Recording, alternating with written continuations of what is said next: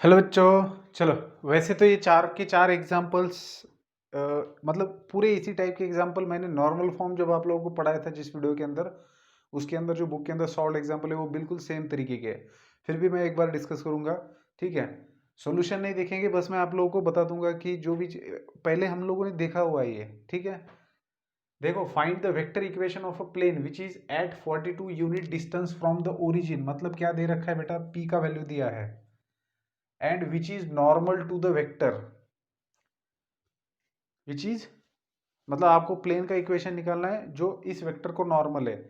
मतलब ये N cap नहीं दिया है, एन बार दिया है। देखिए, अब यहां से आगे आप लोगों को एक चीज समझनी है कि हमारे पास 5 डिफरेंट सिचुएशन है जिसके लिए हम प्लेन का इक्वेशन लिख सकते हैं। तो कोई भी एग्जांपल जब दिया जाएगा तब आपको देखना है कि कौन सी सिचुएशन दी गई है। जहां जैसे कि यहां पर क्या दिया है, नॉर्मल वेक्टर दिया है लेकिन एक पॉइंट नहीं दिया। देखो, vector normal to the plane अगर दे रखा है, vector normal to the plane, और अगर पॉइंट दिया है तो सबसे पहला वाला फॉर्म यूज होगा। लेकिन यहां पर क्या हुआ है, परपेंडिकुलर वेक्टर तो दिया है लेकिन दूसरा क्या दिया है, distance of that plane from the origin. तो तभी समझ में आना चाहिए कि नॉर्मल वाली बात हो रही है। और नॉर्मल का फॉर्म कैसे होता है, are bar dot n cap होता है, इज इक्वल टू पी। तो ये तो एन बार है, तो आपको एन कैप निकालना पड़ेगा। कैसे, n bar divided by magnitude of n bar. ठीक है, तो इसका मैग्नीट्यूड कितना आएगा, 4 + 4 8 + 1 9, दैट इज 3 आएगा। तो 3 से डिवाइड करो एन बार को और फिर वो वैल्यू यहाँ पर रखो, पी का वैल्यू यहाँ पर रखो, तो हो गया equation. Second, find the perpendicular distance of the origin from the plane. अब परपेंडिकुलर डिस्टेंस निकालना है, मतलब पी निकालना है। तो जो इक्वेशन दिया है प्लेन का वो क्या है, cx - 2y + 3z को उधर भेज दिया, 7 हो गया। अब इसको कार्टेशियन इक्वेशन समझने की भूल मत करना। ये जनरल इक्वेशन ऑफ प्लेन है, ax + by + cz वाला। तो इसके अंदर a b c क्या होते हैं, डायरेक्शन रेशोज होते हैं। तो a है 6, b है -2, c है 3। तो डिवाइड किससे करेंगे, 36 + 4 + 9 से, मतलब 7 से डिवाइड करेंगे। तो 7 से डिवाइड करेंगे तो राइट हैंड साइड में मिलेगा 1, तो 1 आ गया डिस्टेंस। ठीक है ना, क्योंकि जैसे 7 से डिवाइड करते हो तो ये बन जाता है Cartesian equation, Lx + My + Nz। तो राइट हैंड साइड में जो होता है वो होता है P। ठीक है, तो हो गया ये, बिल्कुल सेम है। मैंने कहा ना कि हम लोगों ने पहले देखा है। Find the coordinates of the foot of the perpendicular drawn from the origin to the plane. Foot of the perpendicular निकालना है, तो फुट ऑफ द परपेंडिकुलर क्या होता है, l p m p n p, l p comma n p comma n p, उसके coordinates, x coordinate हो गया l p m p और एन पी। तो एल एम एन चाहिए, तो ये जनरल इक्वेशन है। क्या करेंगे, a b c direction ratio दिए, √(a² + b² + c² डिवाइड करो, तो राइट में जो भी मिलेगा वो रहेगा परपेंडिकुलर डिस्टेंस। अच्छा, हमें क्या निकालना है, कोऑर्डिनेट निकालने। ठीक है, तो इसको डिवाइड करेंगे आप रूट से, तो आपको मिल जाएगा पी का वैल्यू और एल एम एन मिल जाएंगे, तो मिल जाएंगे कोऑर्डिनेट्स जैसे पहले किया था सेम तरीके से। Reduce the equation two normal form, ये भी क्वेश्चन किया हमने। देखो, ये कौन सा फॉर्म है, ये पहला वाला फॉर्म है, are bar dot n bar is equal to 78। तो इसको रेड्यूस करने के लिए हम लोग क्या करते हैं, इस वेक्टर को कन्वर्ट करना होता है यूनिट वेक्टर में। तो इसके मैग्नीट्यूड से इसको डिवाइड करते हैं, राइट में डिवाइड करते हैं। तो जो राइट में होता है वो होता है length of the perpendicular from origin, और डायरेक्शन कोसाइंस होते हैं आई कैप जे कैप और के कैप के कोएफिशिएंट्स। जब आप डिवाइड करेंगे ना, तब जो नए कोएफिशिएंट बनेंगे उसकी बात कर रहा हूँ। तो नॉर्मल फॉर्म वाला जो मैंने वीडियो बनाया था, equation, vector equation in normal form, है ना, normal form vector equation normal form of a plane, कैसे बोलते हैं उसको, जो भी है, मतलब vector equation of a plane है लेकिन नॉर्मल फॉर्म में है। तो उस वाले वीडियो के अंदर 4 एग्जाम्पल मैंने लिए थे, तो बिल्कुल सेम 4 एग्जाम्पल एक्सरसाइज के स्टार्ट में है। चलिए, तो नेक्स्ट मैं एग्जाम्पल लिखता हूँ, फिर उनको भी डिस्कस करेंगे। चलो बेटा, नेक्स्ट 4 इक्वेशन आप लोगों के सामने हाजिर है। वैसे देखे जाए तो ये इक्वेशंस, सॉरी, ये क्वेश्चंस भी, इस टाइप के क्वेश्चंस भी हम लोगों ने डिस्कस किए हैं जब हम लोग अलग अलग टाइप के इक्वेशंस ऑफ प्लेन्स को पढ़ रहे थे। सो क्वेश्चन नंबर 5 जो है, vector equation of the plane passing through the point having position vector this and perpendicular to the vector. बिल्कुल सिंपल क्वेश्चन है जो आपने पहला टाइप देखा था। आपको प्लेन, ऐसे प्लेन का इक्वेशन लिखना है जिस प्लेन के ऊपर का एक पॉइंट दिया है, मतलब उसका पोजीशन वेक्टर दिया है, और उस प्लेन को परपेंडिकुलर वेक्टर दिया है। मतलब आपके पास है ए बार आई कैप प्लस जे कैप प्लस के कैप, एंड आपके पास है एन बार जो कि परपेंडिकुलर वेक्टर है 4 I cap plus 5 J cap plus 6 के कैप। इससे आसान क्वेश्चन और क्या हो सकता है दुनिया में। आपको पता होना चाहिए सिर्फ कि are bar dot n bar is equal to A bar dot n bar, ये इक्वेशन होता है ऐसे वाली सिचुएशन में।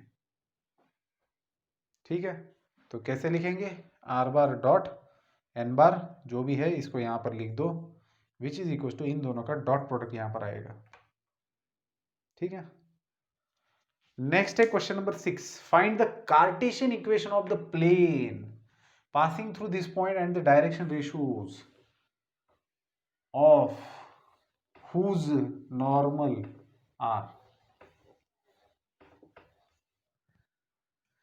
ऐसे प्लेन का इक्वेशन लिखना है कि जो पास हो रहा है इस पॉइंट में से, एंड उस प्लेन को जो परपेंडिकुलर है, नॉर्मल है, उसके डायरेक्शन रेशियोज दिए। मतलब जो अभी इसके पहले एग्जांपल देखा था ये उसी का जुड़वा भाई है, बस कार्टेशियन फॉर्म में आपको लिखना है।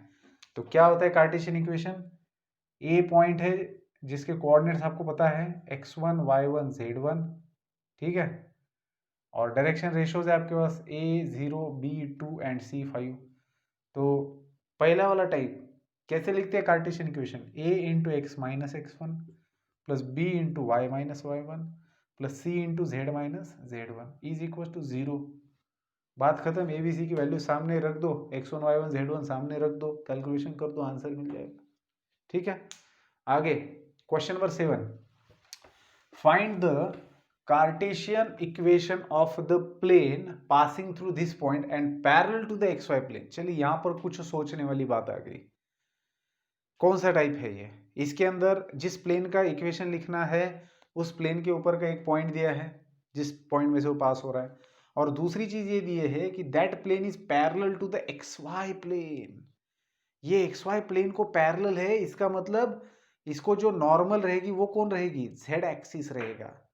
इसको कौन नॉर्मल रहेगा, जेड एक्सिस रहेगा। और इक्वेशन कौन सा लिखना है, कार्टेशियन इक्वेशन। तो बेटा कार्टेशियन इक्वेशन ऑफ प्लेन लिखना है कौन सी सिचुएशन में, एक पॉइंट दिया है, अब दूसरा क्या चाहिए फिर, अगर परपेंडिकुलर लाइन के या फिर नॉर्मल जिसको कहते हैं हम, उस प्लेन को जो नॉर्मल लाइन रहेगी उसके अगर डायरेक्शन रेशियोज मिल गए तो फिर बात बन जाएगी। तो उसके डायरेक्शन रेशियोज कैसे निकालेंगे, सबसे पहले तो इस सिचुएशन में आपका जो प्लेन है that is parallel to x y plane. अगर ये एक्स वाई प्लेन को पैरेलल है तो इसका मतलब एक्स वाई प्लेन को परपेंडिकुलर लाइन कौन सी होती है, जेड एक्सिस होता है। तो इसका मतलब जेड एक्सिस हमारे इस प्लेन को भी परपेंडिकुलर है। तो नॉर्मल का तो बंदोबस्त हो गया जेड एक्सिस से। अब बताइए जेड एक्सिस के डायरेक्शन रेशियोज क्या होते हैं। आप सबसे पहले तो जेड एक्सिस के आपको डायरेक्शन एंगल्स पता है, क्या होते हैं डायरेक्शन एंगल्स, जेड एक्सिस के डायरेक्शन एंगल्स होते हैं 90 90 एंड 0।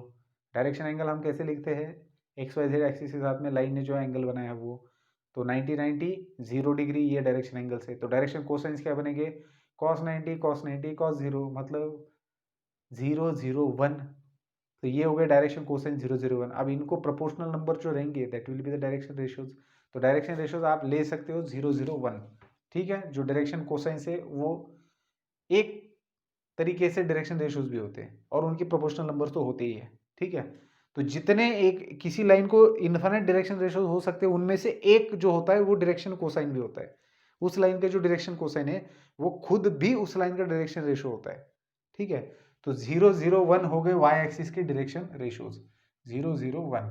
और हमारे पास पॉइंट दे रखा है जिसके कोऑर्डिनेट्स है 7 8 6। तो ये x1 बन गया, ये y1 बन गया, ये z1 बन गया, और ये बन गया a b एंड c।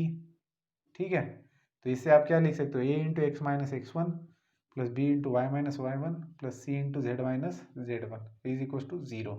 तो ये डाल दो वैल्यूज इसके अंदर, आपको इक्वेशन मिल जाएगा। नेक्स्ट है foot of the perpendicular drawn from the origin to the plane, find the vector equation of the plane। अब बताइए इसके अंदर क्या क्या है, the foot of the perpendicular drawn from the origin to a plane is this, find the vector equation of the plane। okay,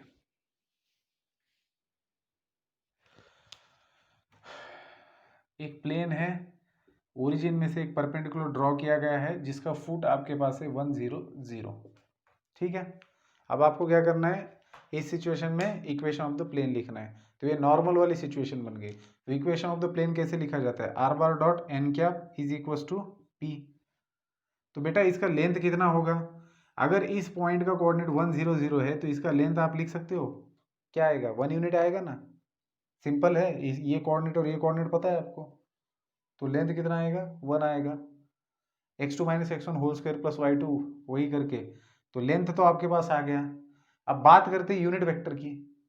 अब इसी के अलोंग हम यूनिट, क्योंकि ये परपेंडिकुलर है तो ये इसी वेक्टर के अलोंग अगर हम यूनिट वेक्टर लेंगे जैसे प्रूफ के अंदर देखा था, तो यूनिट वेक्टर क्या बन जाएगा, हाँ क्या बनेगा यूनिट वेक्टर, आपको क्या करना पड़ेगा,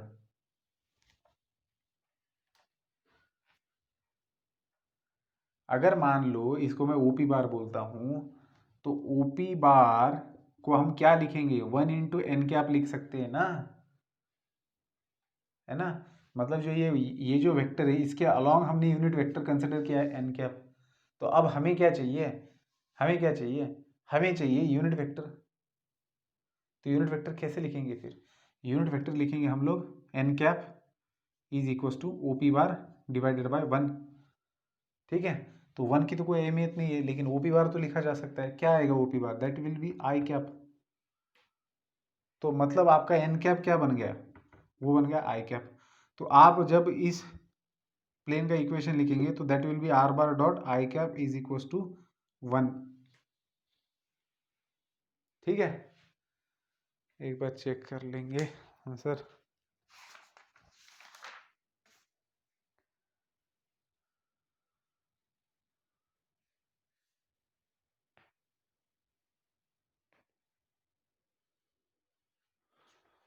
हाँ, तो हमारा आंसर बिल्कुल सही है। ठीक है बेटा, तो ध्यान में आया ना कैसे है ये, तो बस लिखना है ढंग से अगर बोर्ड में पूछा जाए तो। चलिए आगे के क्वेश्चन में लिखता हूँ, कुछ 2-3 क्वेश्चन बचे होंगे। चलो बेटा आखिरी 3 questions. Question number 9, find the vector equation of the plane passing through the point A and parallel to vectors. तो ये फॉर्मेट कौन सा है, ये मेरे ख्याल से सेकंड नंबर का हमारा इक्वेशन है, जिसके अंदर क्या होता है, आपका प्लेन इस पॉइंट में से पास हो रहा है।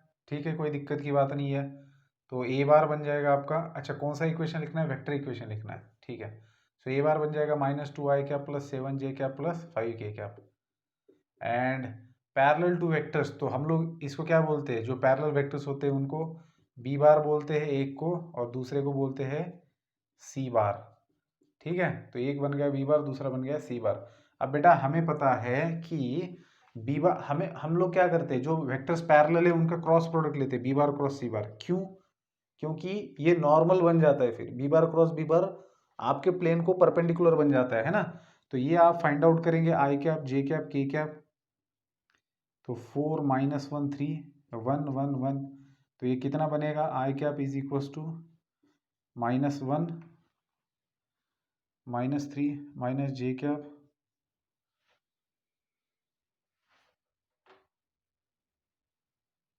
तो 4 -3 प्लस के कैप 4 + 1। ठीक है, तो कितना मिलेगा आपको, -4 I cap minus J cap plus 5 K cap. तो ये तो बन गया बेटा आपका बी बार क्रॉस सी बार। अब हमारा ओरिजिनल इक्वेशन क्या होता है कि जब आपको एक पॉइंट दिया हुआ है प्लेन के अंदर जिसका पोजिशन वेक्टर ए बार है and B bar cross C bar है, तो हम लोग क्या लिखते हैं उसको, R bar dot B bar cross C bar is equal to A bar dot B bar cross C bar. ठीक है ना, तो ये हमारा जनरल इक्वेशन होता है। तो यहाँ पर हमें वेक्टर इक्वेशन लिखना है। सो आर बार डॉट ये हमारा B bar cross C bar है, that is -4 I cap minus J cap plus 5 K cap and this is equal to A bar dot B bar cross C bar. का मतलब क्या, ये आपका B bar cross C bar है और ये यहाँ पर ए बार दिया है, तो A bar dot B bar cross C bar मतलब नंबर आएगा। ठीक है ना, तो निकाल लो, यहाँ पर लिख देता हूँ मैं, A bar dot B bar cross C bar -2 7 5 and 4 -1 3 1 1 1। तो इसको अगर फाइंड आउट करेंगे तो राइट हैंड साइड मिल जाएगा। So this will be the final vector equation which we have to find. ठीक है, तो ये था क्वेश्चन नंबर 9 का सॉल्यूशन। देखा है हमने इसके पहले ऐसा question. So question number 10, question number 10 देखेंगे। Find the Cartesian equation of the plane. अच्छा, कार्टेशियन इक्वेशन लिखना है प्लेन का। तो कार्टेशियन इक्वेशन कैसे लिखा जाता है, ये फॉर्मेट समझ में आता है ना, जो अभी देखा था ना उसी का जुड़वा ही है। इसके अंदर ए बार आपको मिल रहा है, मतलब ये किससे मैच करता है, are bar equal to A bar plus lambda B bar plus mu C bar से मैच कर रहा है। तो ए बार यहाँ पर आपको मिलता है 5 आई कैप माइनस 2 जे कैप माइनस 3 के कैप, एंड बी बार है आपका आई कैप प्लस जे कैप प्लस के कैप, एंड सी बार है आई कैप माइनस 2 जे कैप प्लस 3 के कैप। ओके, तो हम लोग क्या करेंगे, कार्टेशियन इक्वेशन लिखना है। तो कार्टेशियन इक्वेशन कैसे लिखा जाता है इसका, कार्टेशियन इक्वेशन कैसे लिखा जाता है, तो हमने बॉक्स प्रोडक्ट देखा था ना, क्या देखा था हमने, हमने देखा था कि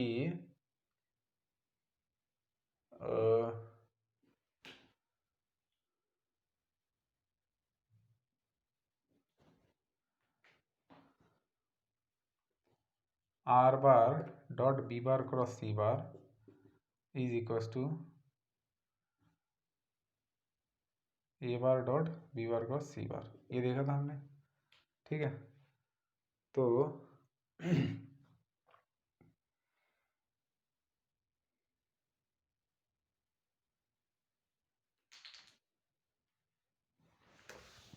इससे आएगा आपका कार्टेशियन इक्वेशन क्या होता था इस फॉर्म में,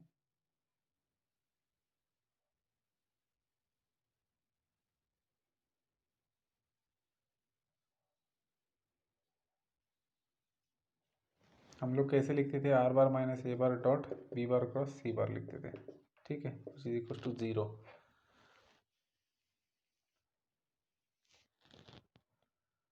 हाँ, कार्टेशियन इक्वेशन कैसे आएगा, तो x minus x one y minus y one z minus z one.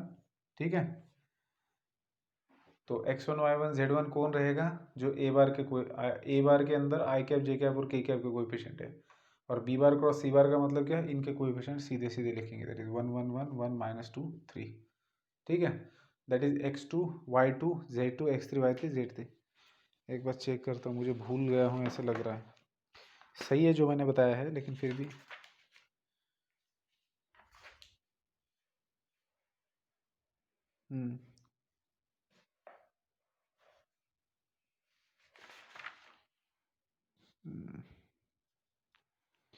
जी बिल्कुल सही है कार्टेशियन इक्वेशन।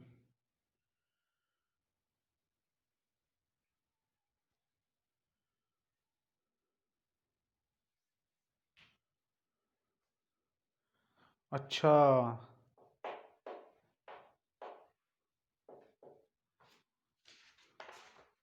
अच्छा इसके अंदर okay, find the Cartesian equation of the plane आपको लिखना है। तो मेरे ख्याल से अ,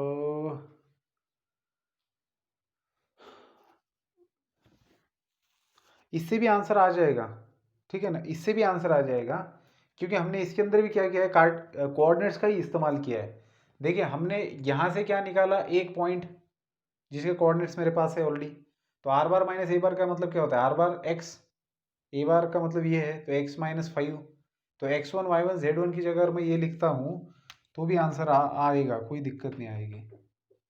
+2 बन जाएगा और z1 की जगह +3 बन जाएगा। तो बेसिकली क्या है, या तो ये यूज करो या फिर मैंने शुरुआत में बताया था उस टाइप से भी आप कर सकते हो। कैसे, देखिए आपके पास ये ए बार बी बार और सी बार आपने निकाला ना, तो आप क्या करेंगे कि बी बार क्रॉस सी बार निकालो, बी बार क्रॉस सी बार फाइंड आउट करेंगे। तो बी बार क्रॉस सी बार क्या होगा, इस प्लेन को परपेंडिकुलर होगा। तो B bar cross C bar से आपको डायरेक्शन रेशियोज मिल जाएंगे, जो भी बी बार क्रॉस सी बार वेक्टर आएगा आई कैप जे कैप और के कैप के कोएफिशिएंट डायरेक्शन रेशियोज होंगे। तो वो डायरेक्शन रेशियोज और इस पॉइंट के कोऑर्डिनेट्स, क्योंकि ये आपका पॉइंट है प्लेन के ऊपर का, तो इससे आप कार्टेशियन इक्वेशन लिख सकते हो, A into x minus x one plus B into, यहाँ पर भी वही हो रहा है। ठीक है, आप करके देखो, कोई भी मेथड से करो आंसर आ जाएगा। ठीक है, चलिए लास्ट क्वेश्चन दिखते हैं। Find the vector equation of the plane which makes intercepts on the coordinate axis. सबसे पहले तो बात समझिए कि इंटरसेप्ट किसको कहा जाता है, जो किसी को इंटरसेप्ट करके जाता है। मतलब जैसे मान लीजिए कि इंटरसेप्ट पहले भी हम लोगों ने देखा है, हम लोग किसी कोई जब कोई लाइन का एक्स इंटरसेप्ट बोलता है तो इसका मतलब क्या होता है, लाइन ने एक्स एक्सिस को काट दिया है, तो ओरिजिन से लेकर तो यहाँ तक का जो डिस्टेंस है उसको कहा जाता है एक्स इंटरसेप्ट, ठीक है ना। तो इंटरसेप्ट का मतलब है कि जो अभी मैंने बताया। तो अभी यहाँ पर क्या बोला गया है कि find the vector equation of the plane which makes intercepts 1,1,1 on the coordinate axis. ये समझना पड़ेगा आपको कि आपका प्लेन जब कोऑर्डिनेट एक्सिस पर इंटरसेप्ट्स बना रहा है तो इसका मतलब क्या हो रहा है। कोऑर्डिनेट एक्सिस आपका 3 डायमेंशनल है, x y axis, y axis, z axis. तो इसका मतलब वो तीनों भी एक्सिस को कट कर रहा है आपका प्लेन। तो जब आपका प्लेन एक्स एक्सिस को कट करेगा तो किसी पॉइंट में कट करेगा, वाई एक्सिस को कट करेगा तो किसी पॉइंट में कट करेगा, और जेड एक्सिस को कट करेगा तो किसी पॉइंट में कट करेगा। तो ये जो आपका प्लेन है जिसका इक्वेशन आपको निकालना है, वेक्टर इक्वेशन जिसका निकालना है हमें, जिस प्लेन का, वो plane x axis, y axis और जेड एक्सिस तीनों एक्सिस पर इंटरसेप्ट बना रहा है कुछ इस प्रकार से। तो ये रिस्पेक्टिवली है वन इंटरसेप्ट एक्स एक्सिस पर है। इसका मतलब क्या, ओरिजिन से जहां पर भी कट कर रहा है वहां तक का डिस्टेंस 1 है, तो इसका मतलब इस पॉइंट के कोऑर्डिनेट्स क्या मिल गए, 1 0 0। फिर वाई एक्सिस पर यहां पर कट कर रहा है जिसका ओरिजिन से डिस्टेंस 1 है, तो इसके कोऑर्डिनेट हो गए 0 1 0। क्योंकि हमें पता है कि point on x axis, y axis, z axis के कोऑर्डिनेट कैसे होते हैं, और इसके कोऑर्डिनेट हो गए 0 0 1। तो अब हमें मिला क्या है बेटा, हमारे पास 3 नॉन कोलिनियर पॉइंट्स है। अगर आप ध्यान से देख रहे होंगे, अब अगर मैं इनको हटा दूं तो these are the 3 non collinear points in a plane. एक प्लेन के अंदर के ये 3 नॉन कोलिनियर पॉइंट्स है, और मुझे क्या करना है, मुझे उस प्लेन का इक्वेशन लिखना है जिसके ऊपर ये पॉइंट है। तो 3 नॉन कोलिनियर पॉइंट्स का इक्वेशन कैसे लिखा जाता है आप लोगों को पता है ना। कुछ भी मान लीजिए, ए बी सी मान लीजिए, है ना। तो क्या करेंगे हम लोग, ए बी ए सी, दो वेक्टर का cross product A B bar cross A C bar, ठीक है। तो ये होगा इनका cross product A B bar cross A C bar, सही है। और फिर हम लोग क्या करेंगे, एक पॉइंट लेंगे P जिसके कोऑर्डिनेट्स रहेंगे एक्स वाई जेड, तो इसको बोलेंगे आर बार। तो हमारे पास क्या रहेगा, A P bar dot this is equal to 0। तो ये तो ए पी बार मतलब क्या, R bar minus A bar dot A P bar मतलब क्या, B bar minus A bar cross C bar minus A bar. तो समझ में आ गई बात आपको। अब क्या करना है, पॉइंट्स भी है आपके पास पॉइंट्स कौन कौन से, देखिए आप आर बार की जगह आर बार को रखिए, वेक्टर इक्वेशन लिखना है तो इसी को ही आगे कंटिन्यू करना है। आर बार माइनस ए बार की जगह ए बार रखिए। अब ए बार है क्या, ए बार तो ये बेसिकली देखिए, ए बार है आई कैप, बी बार है जे कैप, और सी बार है के कैप, बिल्कुल एकदम छोटे छोटे वेक्टर से, ठीक है, यूनिट वेक्टर से। तो बस इनको रख दीजिए इसकी जगह पर और कैलकुलेशन कीजिए। चलिए मैं कर देता हूँ, are bar minus A bar का मतलब I cap dot B bar minus A bar, B bar minus A bar मतलब J cap minus I cap cross C bar minus A bar that is K cap minus I cap is equal to 0। अब इनका cross product करना है, तो इनका cross product क्या आ जाएगा, आई cap जे cap के कैप, यहाँ पर आई कैप एब्सेंट है तो 0 1, ओके सॉरी आई कैप है यहाँ पर, मैंने उल्टा लिखा है, ठीक है ना। तो ये आ जाएगा -1, जे की जगह आएगा 1, के एब्सेंट है तो 0 आएगा। यहाँ पर क्या एब्सेंट है, सी बार माइनस ए बार लिख रहे हैं ना, तो आई कैप है, यहाँ पर जे एब्सेंट है तो -1 0 1। तो इसको सॉल्व करेंगे, और इसको सॉल्व करने के बाद में एक वेक्टर मिलेगा आपको जिसको आपको यहाँ पर रख देना है, और आप लोग फिर बात ख़त्म कर सकते हो। आप इससे भी उसको मल्टीप्लाई कर सकते हो, सेपरेट कर सकते हो। सेपरेट कैसे कर सकते हो, जैसे आर बार डॉट दिस, और उसको उधर भेज के भी लिख सकते हो, समझ रहे हो ना बात को। इसको आप लिख सकते हो आर बार डॉट ये जो भी है B bar minus A bar cross C bar minus A bar is equal to इस ए बार से dot this B bar minus A bar cross C bar minus A bar, ठीक है। तो लिख दो यार, आ जाएगा आंसर, कोई दिक्कत नहीं है, ठीक है। तो यहाँ पर हमारा प्लेन आधा ख़त्म हो जाता है फर्स्ट एक्सरसाइज। तो मिलेंगे हम लोग नेक्स्ट वीडियो में, बाकी रिमेनिंग क्वेश्चंस सॉरी कॉन्सेप्ट देखेंगे और बाद में क्वेश्चंस करेंगे। Good bye.